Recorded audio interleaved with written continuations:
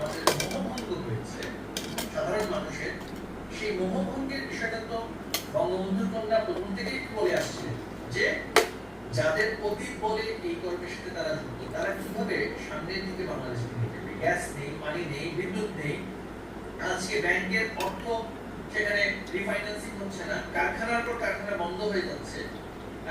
রাজধানী ঢাকার কথা তো আমরা সকলেই জানি, ঢাকার বাইরে সাধারণ মানুষ দারিদ্র সীমার নিচে যেভাবে করে দ্রুত গতিতে সেখানে পতন হচ্ছে, যেই বাংলাদেশ একটা ইমার্জিং টাইগার হিসেবে আমরা দেখছি, তারা দেখছে সেটা থেকে টেরোরিজম এক্সপোর্ট হবে, ভায়োলেন্ট এক্সট্রিমিজম এক্সপোর্ট হবে, এবং সেই জায়গাতে কিন্তু আন্তর্জাতিক মহল সেই গ্রিন সিগন্যাল বলুন বা তাদের যে শুভ বার্তা বলুন, সেটা কিন্তু একেবারে দিনের আলোর মতো পরিষ্কার।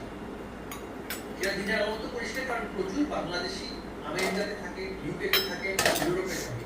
বাংলাদেশ যদি যায়, সেখানে যদি আইএসএর যদি ঘাঁটি হয়, সেখানে যদি জঙ্গি রপ্তানি হয়, তারা সবচেয়ে বেশি ক্ষতিগ্রস্ত হবে। তারাই সবচেয়ে ক্ষতিগ্রস্ত হবে যারা আমাদের দেশ থেকে অনেক মানুষ যেখানে থাকে। সুতরাং এইগুলো নিয়ে সকলে কিন্তু উদ্বিগ্ন, এবং সেই উদ্বেগ উৎকণ্ঠার মধ্যে বাংলাদেশের মানুষের যে চাহিদা, তাদের যে দাবি, তাদের যে রাজনৈতিক দাবি, সেটাকে পূরণের জন্য শেখ হাসিনা বিশ্ববাসীর কাছে তার বক্তব্য উপস্থাপন করবেন। একটি স্থিতিশীল বাংলাদেশে পরিণত করার জন্য একটা ইনসাফ যাতে করে আমাদের প্রতি হয়, মানুষের প্রতি হয়, এবং ন্যায় বিচারের জায়গাতে যাতে করে বাংলাদেশ রাষ্ট্রের যে প্রতিষ্ঠানগুলো আছে তারা যেন সঠিক দায়িত্ব পালন করে, সেই লক্ষ্যে কিন্তু তিনি আবারও ইন্টারঅ্যাক্টিভ একটা সেশনের মাধ্যমে তিনি আসছেন।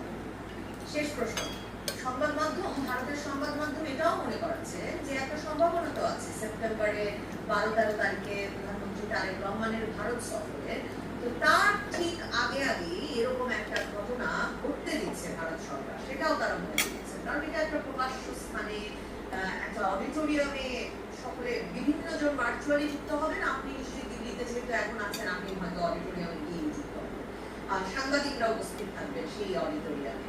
তো ভারত সরকার সরাসরি এই সিগন্যাল দিচ্ছেন আপনাদের যে তারা